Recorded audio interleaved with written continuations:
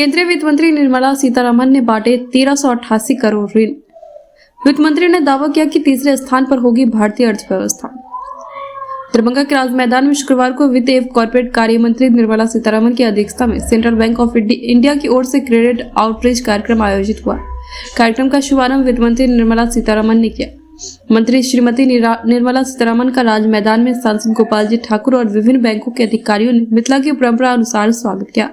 इस क्रम में उन्हें मखाना का माला भी पहनाया गया। ऐतिहासिक राज मैदान में SLBC द्वारा आयोजित आउटरीच कार्यक्रम में उद्घाटन करते हुए करीब 49,137 बेरोजगार युवाओं के बीच 1388 करोड़ का ऋण वितरण किया। कार्यक्रम में वित्त मंत्री के साथ बिहार के उप मुख्यमंत्री सम्राट चौधरी, केंद्रीय मंत्री चिराग पासवान, राज्यसभा सांसद धर्मशीला गुप्ता, नगर विधायक संजय सरावगी के अलावा सभी अग्रणी बैंकों के CMD, जोनल मैनेजर सहित तमाम बैंकों के अधिकारी मौजूद रहे। बता दें कि बिहार के दरभंगा में ऐसा पहली बार इतना बड़ा ऋण शिविर का आयोजन किया गया, जिसमें खुद देश की वित्त मंत्री अपने हाथों से इतने युवाओं को रोजगार के लिए ऋण का वितरण किया। कार्यक्रम को संबोधित करते हुए श्रीमती निर्मला सीतारमण ने कहा कि अभी हमारे देश की अर्थव्यवस्था 5वें स्थान पर है, लेकिन अगले 1 साल में देश की अर्थव्यवस्था 3रे स्थान पर रहेगी।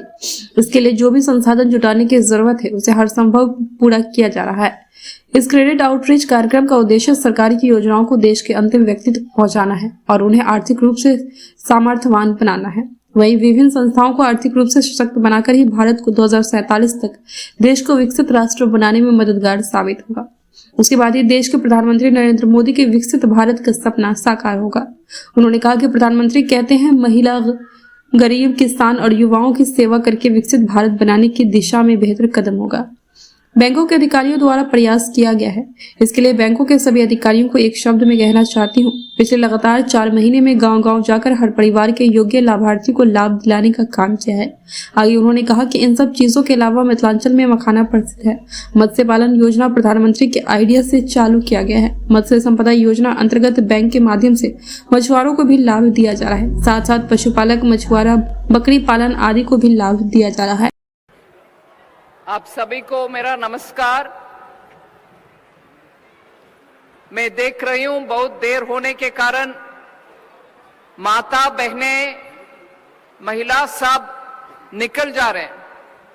मैं समझ सकती हूं उनके दिक्कत। दोपहर से इंतजार करके बैठे हैं और अब तक मीटिंग शुरू होने के थोड़ी देर होने के कारण और घर संभालने की जिम्मेदारी उनके हाथ में है, इसीलिए वो निकलना उनके ऊपर मजबूरी हो गया है। मैं अभी मेरा वक्तव्य को थोड़ा कम करते हुए जल्दी खत्म कर लेती हूं, जिससे लाभार्थियों को उनका चेक दे पाऊंगी। मंच पर बैठे हुए बिहार के उप मुख्यमंत्री सम्राट चौधरी जी, केंद्र सरकार में मेरे कोलीग चिराग पासवान जी, राज्यसभा में JDU के वरिष्ठ नेता सदस्य राज्यसभा के संजय कुमार झा जी और बिहार विधान परिषद सदस्य श्री हरि सानी जी, गोपाल जी ठाकुर जी और संजय सरावगी जी और मंच पर विराजमान सभी नेतागण और अधिकारीगण, सबको मेरा विनम्र नमस्कार। मेरे सौभाग्य है, पहली बार मैं दरभंगा में आई हूं। सीता माता की धरती है। पर्सनली मेरे परिवार की ओर से भी मैं बोल सकती हूं, राम और सीता मेरे नाम पर ही, मेरे पिताजी के नाम मेरे साथ ही कभी भी रहती है और उससे मैं बहुत ही बल लेती हूं और मेरा प्रेरणा स्रोत है। ऐसे इस भूमि में आज मैं आई हूं, पवित्र भूमि है और सेवा करने के लिए एक मौका मिला है। इधर बहुत वरिष्ठ लोग के जन्म स्थल है। पंडित रामानंदन मिश्रा जी, यमुना करजी जी, विश्वनाथ माथुर जी, ऐसे बहुत सारे वरिष्ठ लोग का जन्मभूमि है। इधर आकर के बैंकों के द्वारा आज जैसे माननीय प्रधानमंत्री जी बार बार बोलते हैं, अंतिम पंक्ति में खड़े हुए गरीब को सेवा करना ही हमारे कर्तव्य है, हमारे सरकार के पहले मंत्र है। इसीलिए आप देखते हैं कभी भी बात करने के समय माननीय प्रधानमंत्री जी बोलते हैं कि गरीब, महिला, किसान और युवा, इनके लिए हम जितने भी सेवा करें उनके ही द्वारा विकसित भारत के हर कदम होगा, इसीलिए उनके साथ रहना आवश्यक है। आज इस कार्यक्रम के द्वारा प्रधानमंत्री जी का ऐसे इन चारों कुलों के लिए, गरीब के लिए, किसान के लिए, महिला के लिए जितने भी कार्यक्रम है उन सब का बैंकों के द्वारा जो मिलना चाहिए वो पूरे के पूरे हर लोगों को मिलने के लिए कोशिश किए हैं। मैं बैंकों के अधिकारीगण को एक शब्द में कहना चाहती हूं, पिछले 4 महीने में लगातार हर गांव में जाकर के हर परिवार में जिनको ये लाभार्थी हो सकते हैं उनको नियुक्त करके आज उनके लिए बैंक से ऋण दे पा रहे हैं। इसीलिए बैंकों के मेहनत को हम याद रखना चाहिए। इसके अलावा इस क्षेत्र में मखाना बहुत प्रसिद्ध है, मछुआरों बहुत प्रसिद्ध है। इसीलिए मैं बोलना चाह रही हूं, मत्स्य संपदा योजना प्रधानमंत्री जी के आइडिया थे, वो पहले इतना विस्तार से मछुआरों के लिए कोई कुछ कार्यक्रम इससे पहले नहीं था। इधर उधर के लोन देते थे, मगर एक मंत्रालय भी बने, मत्स्य संपदा अच्छा हो उसके लिए बैंकों के द्वारा ऋण के लिए और बहुत सारे स्कीम के लिए भी। किसान क्रेडिट कार्ड जो देते हैं हम खेती में काम करने वाले किसान के लिए देते थे, मगर अभी उसी किसान क्रेडिट कार्ड जिसके हाथ में रखते हुए बैंकों में आपको सुविधा के साथ लोन मिल सकता है, हर टाइप का लोन मिलता है। आज वो सिर्फ खेती में काम करने वाले किसान को नहीं, उनको भी मिलता है, मगर एक पशुपालक, एक पशु रखने वाले पशुपालक को भी मिलता, ऊपर से मछुआरों को भी मिलता है। KCC किसान क्रेडिट कार्ड आज मछुआरों को भी है, गाय रखने वाले पशुपालक को भी है और बकरी रखने वाले उनको भी मिलता है। इससे उनको एक सम्मान बढ़ती है, बैंकों में उनको सुनवाई होती है और उनको ऋण भी मिलता है, उनको बिजनेस बढ़ाने के लिए हर उपलब्धि मिलती है।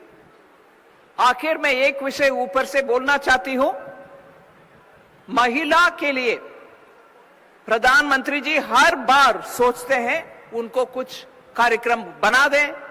ड्रोन दीदी, हर गांव में ड्रोन चलाने के लिए महिला के लिए ट्रेनिंग देना और उनको स्वयं सहायता ग्रुप के लिए SHG के द्वारा उनको भी कैश असिस्टेंस दें, कॉर्पस फंड दें और उनके प्रोडक्ट्स को ड्रोन दीदी जो कुछ और काम भी कर सकते हैं उन प्रोडक्ट्स को भी, जैसे मैंने देखा मखाने के प्रोडक्ट्स, अचार बनाने वाला या महिला के द्वारा मैथिली पेंटिंग मधुबनी में जो होती है, इन सभी का प्रोत्साहन देने के लिए ग्रुप्स के लिए नाबार्ड के द्वारा सुविधा, स्किल ट्रेनिंग देना, ये सब भी महिला को सामने रखते हुए उनके नेतृत्व में चलने वाले SHG के लिए बनाए हुए स्कीम से।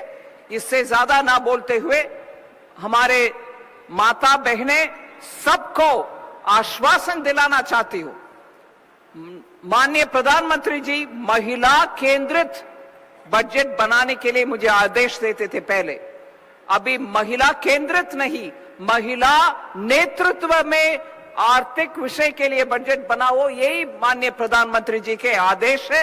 महिला को सामने रखते हुए भारतीय अर्थव्यवस्था 5वें स्थान में जहां है हम 3रे स्थान में चले जाएगा। अगले एक आध साल में इसका नेतृत्व महिला के हाथ में होगा। मैं माता सीता के धरती में खड़े होकर के इस बात को आपके सामने रखना चाहती हूं। जय भारत माता की जय। बिहार विकसित भारत में मुख्य अंग होना चाहिए। इसके लिए हम सबका प्रयत्न रहेगा। जय बिहार। नमस्कार। प्रधानमंत्री आदरणीय नरेंद्र मोदी जी का धन्यवाद करना चाहूंगा कि एक के बाद एक उनके नेतृत्व में ऐसे फैसले हुए जिन्होंने न सिर्फ देश को एक आर्थिक मजबूती देने का कार्य किया, बल्कि देश को की अर्थव्यवस्था को मजबूत करते हुए हम सबके जीवन के हालातों को बेहतर करने का कार्य किया। आज हम लोग को गर्व होता है जब हम लोग ये कहते हैं उसका पूर्ण हमारे गणतंत्र शाखा को दी जाता है। आज हम लोग इस बात को कहते हैं कि आज भारत दुनिया की 5वीं सबसे बड़ी अर्थव्यवस्था बना है, तो ये देश हमारे प्रधानमंत्री आदरणीय नरेंद्र मोदी जी की है, ये देश हमारी वित्त मंत्री शाखा की है। और आज जब हम लोग देश की अर्थव्यवस्था की मजबूती का जिक्र करते हैं, तो जब देश की अर्थव्यवस्था मजबूत होती है तो ये सिर्फ अर्थशास्त्रियों से जुड़ा हुआ विषय नहीं है।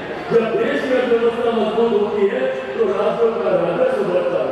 जब राज्यों का राजस्व बढ़ता है तो हर जिले में योजनाओं के लिए ज्यादा आर्थिक राशि मुहैया कराई जाती है। और जब जिलों में योजनाओं के लिए ज्यादा आर्थिक राशि आती है तो हर गरीब व्यक्ति के हाथ में ज्यादा कमाई आती है, प्रति व्यक्ति आय में इजाफा होता है। और यही कारण है कि पिछले 10 सालों में ये हमारे प्रधानमंत्री जी की सोच की गई है कि पिछले 10 सालों में देश भर में 25 करोड़ से ज्यादा लोग गरीबी रेखा से बाहर निकलकर मुख्य धारा के साथ उन्होंने जुड़ने का काम किया। हमारे प्रधानमंत्री जी ने छोटी से छोटी बुनियादी जरूरतों से लेकर आज बड़ी संख्या में यहाँ पे महिलाएं मौजूद है, उनके सम्मान की चिंता करते हुए एक तरफ उनके लिए शौचालय बनाने का काम किया तो वही उनके स्वास्थ्य की चिंता करते हुए घर घर तक उज्ज्वला के माध्यम से गैस कनेक्शन पहुंचाने का काम किया। इससे पहले हम लोग के परिवार में अगर कभी कोई बीमारी आती थी तो हम लोग की चिंताएं बनती थी कि किस तरीके से घर की जमीन को गिरवी रखकर महिलाओं के जेवर को बेचकर उसका इलाज कराया जा सकता। और आज आयुष्मान योजना के माध्यम से हमारे प्रधानमंत्री जी ने भगवान न करे अगर किसी के घर में कोई बीमारी आती है तो उस परिवार के लिए 5-5 लाख रुपए के मुफ्त इलाज का प्रबंध हमारे प्रधानमंत्री जी और केंद्र की सरकार के द्वारा किया गया। इसी तरीके से अन्न को लेकर और इसके लिए मैं मेरे नेता मेरे पिता आदरणीय रामविलास पासवान जी को भी याद करूंगा कि आज दुनिया की सबसे बड़ी गरीब कल्याण की योजना भारत में बनाई जा रही है। प्रधानमंत्री गरीब जन कल्याण योजना के माध्यम से आज भी हमारे देश में